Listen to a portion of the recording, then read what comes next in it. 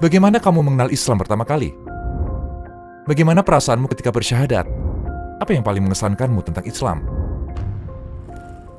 Bagian paling sulit adalah ayahku, karena dia bisa dibilang ekstrim ateismenya.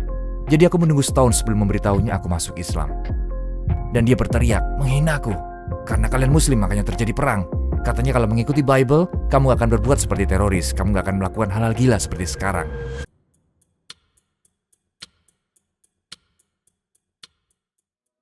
Namaku Stan.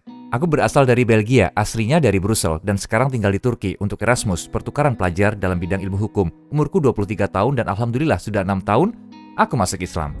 Bagaimana perasaanmu ketika bersyahadat? Subhanallah, karena kamu bertanya aku harus mengingat lagi. Kamu tahu waktu pagi-pagi, dingin di luar. Matahari sudah terbit dan menyinari kulit. Pada dingin pagi tapi kamu bisa merasakan panas matahari kan? Karena cuacanya dingin tapi matahari memang istimewa. Dan kamu bisa merasakan panasnya di kulitmu. Seperti itulah rasa hatiku ketika aku bersyahadat. Aku gak bercanda, begitulah perasaanku sebenarnya. Wallahi, seperti ku bilang, aku gak bisa mengalami perasaan itu lagi karena ia adalah salah satu perasaan termurni yang pernah ku alami. Seperti sesuatu terjadi denganmu ketika bersyahadat. Bagaimana perasaanmu ketika pertama kali sholat? Pertama kali sholat, aku gak begitu sadar apa yang kulakukan. Karena aku gak mengetahui kenapa sholat itu penting. Kenapa aku harus melaksanakan sholat. Maksudku aku tahu Allah Subhanahu wa Ta'ala itu ada dan Allah Subhanahu wa Ta'ala adalah Tuhan yang harus kita sembah. Tapi aku gak tahu kenapa sholat itu penting. Jadi ketika pertama kali sholat, rasanya seperti yoga. Kamu tahu aku seperti merilekskan diriku saja. Tapi tentu seiring waktu ketika aku tahu dan bisa mencocokkan semuanya, jadinya seperti kamu tahu sesuatu yang dinanti. Karena kamu tahu sholat tidak hanya merilekskan, tapi juga memberikan kedamaian yang gak bisa ditemukan pada aktivitas lain. Kamu tahu terkadang aku mendengar orang berkata di Turki terutama aku merokok. Dan aku bertanya kenapa? Bro, aku jadi begitu damai. Dan aku berpikir, bro, kalau kamu sholat jauh lebih baik dari merokok. Ribuan kali. Kamu tahu, tapi mereka gak tahu. Tapi alhamdulillah. Bagaimana kamu mengenal Islam pertama kali? Mudah jawabannya. Aku masih muda ketika 9/11 terjadi, Menara Kembar, Al-Qaeda, dan Osama bin Laden.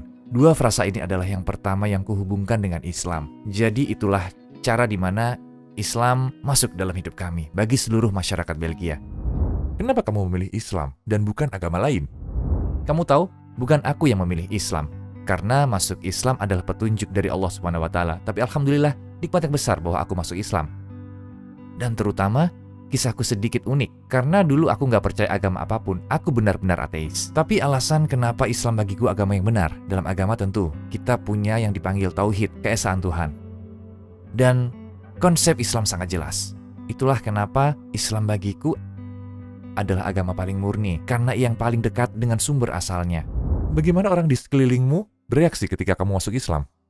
Bagaimana keluargamu bereaksi? Sedikit lucu, karena ibuku tentu rahmah atau kasih seorang ibu kepada anaknya sangat besar. Maksudku dia orang pertama yang kuberitahu. Baru 1 hari aku langsung memberitahunya. Tanpa keraguan apapun. Ku bilang, Mama, aku harus memberitahumu sesuatu. Dia bilang, oke, ada apa? Ku bilang, aku masuk Islam. Dan dia merespon begitu baik, karena aku tahu ibuku. Pikirannya begitu terbuka. Dia biasa tinggal dengan orang dari latar berbeda. Dia dulu belajar di luar negeri juga. Jadi aku tahu dia memiliki semacam wawasan global. Dan dia bilang dengan lembut, oke, kamu tahu aku gak percaya Islam. Aku gak menerimanya. Tapi tetaplah pada pilihanmu dan aku akan selalu mencintaimu apapun kepercayaanmu. Jadi 50% ujianku sudah lulus. Tapi bagian tersulit adalah ayahku. Karena ateismenya ekstrim. Bukan hanya kepada Islam, tapi agama secara umum. Dia tidak suka. Jadi aku menunggu setahun sebelum memberitahunya aku masuk Islam. Karena aku tahu sendiri, khususnya pada waktu aku masuk Islam, kamu tahu pemberontakan ISIS dan masalah di Syria. Jadi aku tahu dia akan jadi takut. Makanya aku butuh 1 tahun untuk memberitahunya. Dan waktu itu pukul 2 pagi. Kami mau berangkat ke Perancis untuk liburan. Dan aku ingat betul momen itu, karena aku di depan dengan ayahku, adik-adikku dan ibuku di belakang. Dan aku bilang kepadanya bahwa aku harus memberitahumu sesuatu. Dia melihatku dan berkata, ada apa? Apakah kamu gay?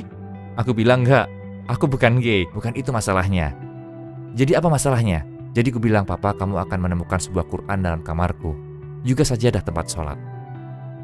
Dan aku memberitahumu bahwa itu barang kawan-kawanku, tapi bukan itu milikku. Jadi dia melihatku lagi dan berkata, kamu masuk Islam? Dan aku begitu takut memberitahunya, karena aku tahu dia akan terkejut dan mungkin merasa tersinggung. Tapi pada saat yang sama, iman dalam hatiku begitu teguh dan aku percaya sangat kuat dalam Islam sehingga aku berkata, kamu tahu apapun yang terjadi, aku tahu rencana Allah Subhanahu wa taala lebih baik dari harapanku. Dan Allah Subhanahu wa taala berkata, jika engkau percaya padaku, takut padaku, aku akan melindungimu dengan cara yang engkau tidak bisa bayangkan. Jadi kalaupun kamu mau mengusirku keluar rumah atau dari keluarga, aku tahu akan ada solusi. Jadi aku melihat matanya dan berkata, ya, aku masuk Islam. Aku seorang muslim. Selama 10 detik, dia tidak mengatakan apapun. Setelah 10 detik, dia seperti gunung berapi meledak, berteriak, menghina. Apa yang telah kamu lakukan? Bagaimana kamu bisa masuk Islam? Kita orang Belgium, orang Flandria. Kita bukan muslim, kamu gak bisa jadi orang Arab. Kamu tahu, dia menganggap muslim dan Arab sama. Dan jadi lucu karena lalu dia berhenti bicara lama sekali. Dan kemudian ibuku berkata sesuatu yang mengesankan. Dia berkata kepada ayahku, oke, kamu ateis. Dan orang ateis mengklaim bahwa mereka menghormati semua agama. Tapi jika anakku percaya suatu agama, kamu gak mau lagi bicara dengannya. Sampai kamu bicara lagi dengan anakku. Setelah 5 menit dia bicara lagi dengan ibuku. Alhamdulillah. Jadi itulah respon yang paling penting. Tentu kawan-kawan juga. Maksudku ada yang menjauh, tapi kemudian mereka balik lagi karena melihat aku gak berubah, seperti akan melakukan hal gila dan meledakkan sesuatu. Tapi mereka berkata bahwa aku berubah lebih baik. Jadi ya, hari pertama cukup. Kamu tahu, aneh, mereka awalnya menjauh. Tapi alhamdulillah sekarang semuanya baik-baik saja, seperti gak ada yang terjadi. Kamu tahu faktanya, bahkan mereka menghargaiku. Jadi kamu tahu, kamu harus sholat dan berpuasa dan berhaji. Apakah ada di antara hal ini yang terasa sulit bagimu? Di awal ya, terasa begitu sulit. Karena khususnya sebagai mu'alaf, dan aku tahu banyak mu'alaf dan bro dan sis yang tahu masalah ini, kamu sendirian, karena orang akan membimbingmu masuk Islam. Mereka akan bilang, aku memberi buku, aku punya ini, aku punya itu, kamu tahu, kamu bisa menonton video YouTube. Tapi ketika kamu menjadi muslim, paling-paling mereka berkata, oke, alhamdulillah dia sudah muslim seperti kita. Mereka berhenti, tapi itu waktu paling krusial. Karena ketika seseorang menjadi muslim, seperti kita tahu, apa yang paling penting? Ilmu. Kamu tidak bisa beribadah kepada Allah Subhanahu wa taala tanpa berilmu. Jadi jika tidak ada yang mengajarimu ilmu, jadi ada 2 pilihan. Atau kalau kamu punya orang-orang berilmu di sekelilingmu dan petunjuk dari Allah Subhanahu wa taala, dan kamu akan menuju arah yang benar, tapi kebanyakan orang bisa menuju arah yang salah dengan melakukan keburukan atau kurang melakukan ibadah, dan mereka akan kembali menjadi seperti mereka yang dulu. Jadi alhamdulillah aku tidak beribadah banyak di awal. Tapi alhamdulillah lingkunganku baik, dan beribadah di awal begitu sulit karena aku selalu berpikir dan orang sadar, insya Allah aku akan beribadah nanti seminggu lagi aku akan sholat, seminggu lagi aku akan berhenti minum alkohol. Tapi kita tahu sendiri, inilah trik setan. Bukan membuat kita berdosa, trik setan adalah membuat kita kehilangan waktu, karena seiring waktu kita akan kehilangan ibadah. Makanya ada surah tentang waktu, yaitu Al-Azhar. Kamu tahu? Jadi aku mulai sholat 5 waktu sehari, contohnya dengan cara yang sulit. Aku mulai sholat dalam pekan pertama 1 kali, pekan kedua 2 kali, pekan ketiga 3 kali, pekan keempat, dan setelah itu aku sholat 5 waktu dalam sehari. Ya, jadi seperti oksigen untuk jiwaku. Aku gak bisa membayangkan sekarang bagaimana hidup tanpa sholat. Mustahil, seperti Ramadan. Pertama kali aku puasa Ramadan, aku mengatakan pada diriku sendiri, orang Islam ini gila, bagaimana mereka tahan? Setelah 1 hari aku mengeluh, mana tehku, mana kentang Belgiaku? Tapi alhamdulillah jika kamu sungguh memahami konsepnya dan niatmu benar, semuanya menjadi mudah. Apakah kamu menjadi lebih damai dibanding kehidupan masa lalumu dan kenapa? Tentu saja, aku menjadi lebih damai karena dalam Islam ada yang kita sebut sebagai qadar, seperti takdir. Dan Allah Subhanahu wa taala mengatakan dalam Quran dalam surat Al-Baqarah, bisa saja kamu mencintai sesuatu tapi ia buruk bagimu, dan bisa saja kamu membenci sesuatu tapi ia baik bagimu, dan Allah Subhanahu wa taala yang Maha tahu. Jadi apapun yang terjadi dalam hidup kita harus tahu rencana Allah Subhanahu wa taala lebih baik dari harapan kita, dan kita harus menerima segalanya mulai dengan menerima. Kenapa kita selalu berkata alhamdulillah? Karena kita harus menerima takdir kita walaupun yang terjadi buruk. Alhamdulillah. Walaupun ada yang wafat, oke, kamu tahu aku akan bersedih, hatiku hancur. Tapi akhirnya alhamdulillah, ada yang wafat, ada yang lahir. Kamu tahu begitulah kehidupan, begitulah semuanya. Jadi faktanya aku belajar bagaimana menerima hal buruk dan hal baik dalam hidupku, sehingga aku terbiasa. Juga perspektifnya, kamu memperlakukan orang begitu baik, kamu begitu menghormati lebih banyak hal. Memang berbeda, percayalah aku. Bagaimana anggapanmu tentang Islam sebelum menjadi muslim? Aku memang tidak begitu bersikap rasis terhadap Islam, seperti yang terjadi sekarang di Barat. Atau aku juga tidak memiliki pandangan buruk tentang Islam. Bagiku Islam terlihat aneh.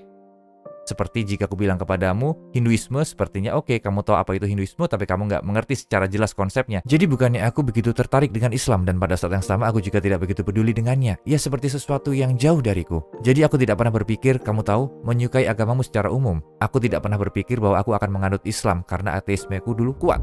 Tapi apakah kamu punya prasangka? Tentu, kamu melihat media, dan Islam tidaklah digambarkan sebagai agama terbaik di dunia. Jika kita harus mengatakan sejujurnya, kita melihat setiap hari terkait Islam seperti Al-Qaeda, organisasi teroris semacam itu.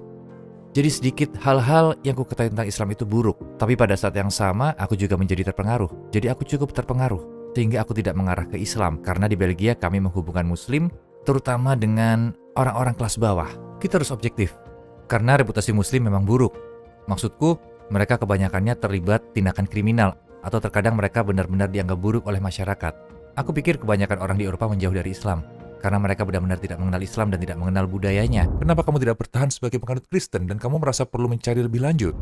Jadi ketika umurku 14-15 tahun, dari begitu muda sebenarnya, aku sangat tertarik dengan pertanyaan, bukan kepercayaan, tapi pertanyaan kenapa kita hidup, apa yang ada setelah kita mati, kamu tahu? Dan ketika umurku 14-15 tahun, karena aku belajar bahasa Latin di SMA, aku mulai membaca filosofi, buku tentang pemikir besar Eropa, seperti Immanuel Kant, Kierkegaard, dan mereka banyak mempengaruhiku. Jadi aku benar-benar yakin sebagai ateis. Tentunya juga karena orang tuaku mendidikku sebagai ateis. Maksudku begitulah hidupku. Tidak ada kepercayaan bahwa agama itu buruk. Kamu tahu argumen seperti itu bahkan di Turki kamu mendengarnya terkadang dikatakan agama itu buruk karena agama orang tidak terdidik. Kita jadi miskin, seperti itulah. Dan aku berpikir, jika aku sudah benar dan jika ateisme sudah benar, aku bisa meyakinkan siapapun orang di dunia ini menjadi ateis. Aku ke sekolah, menjumpai guru agama Islam di sekolahku, dan kusampaikan keinginanku. Aku ingin menghadiri kelasnya, tapi tentu saja bukan untuk menganut Islam, tapi untuk berdebat tentang Islam. Dan lucunya setelah 2 pekan, dia mengeluarkanku dari kelas, kamu tahu? Dia datang kepadaku dan berkata, kamu tahu aku menyukaimu, kamu anak yang baik, tapi kamu gak bisa mengikuti kelasku lagi. Jadi aku berpikir, apa yang terjadi? Faktanya, seorang ayah murid perempuan menelponnya dan berkata kepadanya, aku memasukkan anakku ke dalam kelas agama Islam untuk menambah pengetahuannya tentang Islam dan dia malah mendapatkan pengetahuan untuk menjadi kafir karena dia menjadi begitu ragu setelah diskusi yang terjadi di kelasmu. Dan aku merasa sedikit arogan, egoku tumbuh, yaitu ketika kamu merasa bangga, kamu pikir kamu tahu segalanya, kamu tahu kamu yang terpintar. Jadi ego itu berbahaya. Karena ketika ego menguasai, kamu seperti buta terhadap kesalahanmu dan orang-orang di sekelilingmu. 2 pekan setelah itu aku membalikan gelang salibku dan aku begitu depresi. Dan apa yang terjadi ketika kamu mengalami sesuatu yang traumatis atau depresi, kamu ingin menyendiri.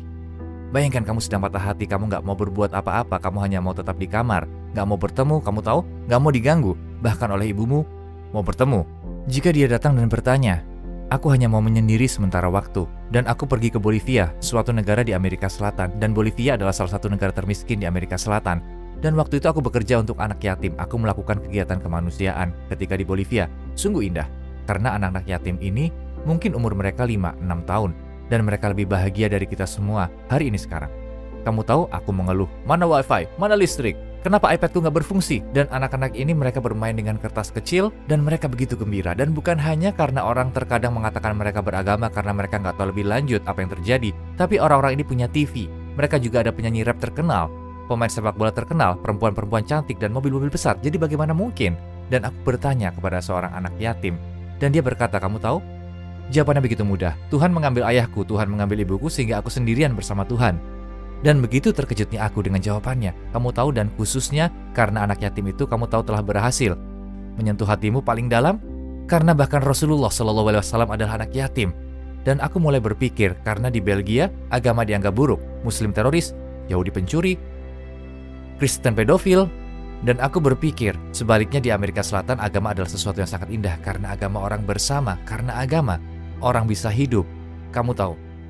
Jadi aku mulai mempelajari Bible dan berpikir selama 6 bulan aku mendedikasikan diriku untuk agama Katolik. Jadi aku biasa ke gereja dan pada waktu Natal aku percaya itu waktu kelahiran Yesus Kristus. Jadi kamu pergi pada tengah malam dan pendetanya berkata, orang Kristen kamu harus menjadi pengaman dari Tuhan. Kami mengirim Yesus Kristus anak Tuhan dengan Roh Kudus dari Tuhan dalam Tuhan. Aku jadi bertanya-tanya, siapa Tuhan?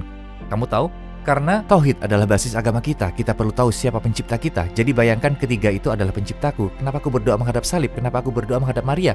Kenapa aku berdoa kepada sesuatu yang gak aku tahu? Jadi aku bertanya. Dan dia menjawab, begitulah adanya, yang penting di hatimu. Dan aku merasa kasihan karena agama tidak di hati saja. Agama juga harus di perbuatan. Kita harus diyakinkan. Kenapa kita Muslim? Kenapa kita berbuat sesuatu? Kenapa kita bukan orang Kristen seperti yang kamu bilang? Karena pendeta itu, terutama kata-katanya, membuat kepercayaanku kepada agama Kristen jadi hilang. Dan kamu tahu, aku mulai menjadi ateis lagi, minum alkohol, berbuat keburukan. Dan ketika bulan Ramadan tiba, dan ada seorang murid lelaki di sekolahku, jadi aku bertanya kepadanya. Dia tampak begitu terkejut, dia mulai memberitahuku semuanya. dalam kisah yang indah, dalam Quran, dalam hadis, dan dia selalu memberikan sumber. Dan dia mengundangku 3 kali dan kamu tahu kedengarannya seperti mitologi Turki, bahwa aku akan datang, insya Allah aku akan datang. Akan datang, tapi akhirnya aku tidak datang.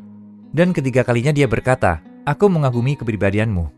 Tapi fakta bahwa kamu memberi semua agama kesempatan, tapi Islam tidak menyakiti hatiku. Jadi aku bilang, kamu tahu, aku akan memberinya kesempatan. Aku pergi ke masjid, mengambil gambar, sehingga aku bisa bilang bahwa aku sudah mengkaji Islam. Jadi aku sudah ke masjid dan lain-lain, dan mereka gak akan menggangguku lagi. Tapi tentu saja kamu berencana, Allah Subhanahu wa Ta'ala menentukan. Dia adalah perencana terbaik. Jadi hari itu aku pergi ke masjid tiba-tiba.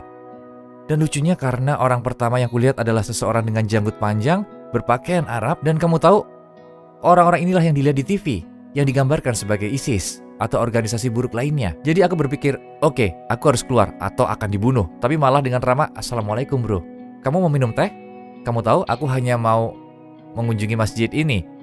Masuk, ayo masuk katanya. Dan aku duduk di dalam masjid, mengambil gambar. Dan banyak orang, kamu tahu pada waktu itu setelah aku mengambil gambar, semua orang masuk. Dan jika begitu, kamu gak bisa keluar, akan tidak sopan kalau keluar. Dan tentu saja karena rambutku pirang, aku jadi semakin curiga. Dan di setiap masjid ada toko buku. Dan di kananku aku melihat Quran. Tetapi aku tidak pernah memegang Quran di tanganku. Jadi ketika membaca Quran, surat Al-Fatihah, hatiku tersentuh. Aku menangis seperti anak bayi. Betul, aku menangis seperti anak-anak. Dan karena proses ini bahwa dari ateisme ke Kristen ke Islam, aku tahu Islam berbeda. Islam yang benar. Dan begitulah kisahku menjadi Muslim. Alhamdulillah. Jadi kamu bilang gak ada jawaban logis dalam agama Kristen. Jadi jawaban logis seperti apa yang kamu dapat dari Islam? Tentu saja dalam agama Kristen ada banyak kesamaan dalam agama Kristen dan Islam. Jadi aku pernah di Jordan untuk belajar studi Islam. Dan aku duduk dengan syekh terkenal dan meminum teh. Dan ketika aku ke perpustakaannya, aku melihat buku tentang tauhid, akidah, dan aku melihat Bible. Dengan mata kepalaku sendiri, kenapa seorang ulama besar menyimpan Bible di perpustakaannya. Antara buku-buku itu, buku-buku Islam kamu tahu gak masuk akal.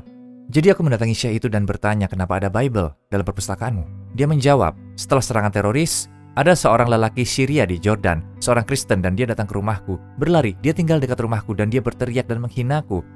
Karena kamu para muslim terjadi perang, dan jika kamu muslim tidak di sini, tidak akan ada masalah. Dan dia bilang, apa dasarmu mengatakan begitu? Kenapa kamu berkata begitu? Katanya kalau kamu mengikuti Bible, kamu tidak akan melakukan serangan teror, kamu tidak akan melakukan hal-hal gila yang kamu lakukan sekarang. Pertama-tama kata syekh itu, tenang dulu. Enggak, aku nggak mau tenang. Aku nggak mau menjabat tanganmu, aku nggak mau masuk. Dia bilang, tenang dulu, ayo masuk. Setelah sekian waktu berlalu, orang itu masuk dan minum teh.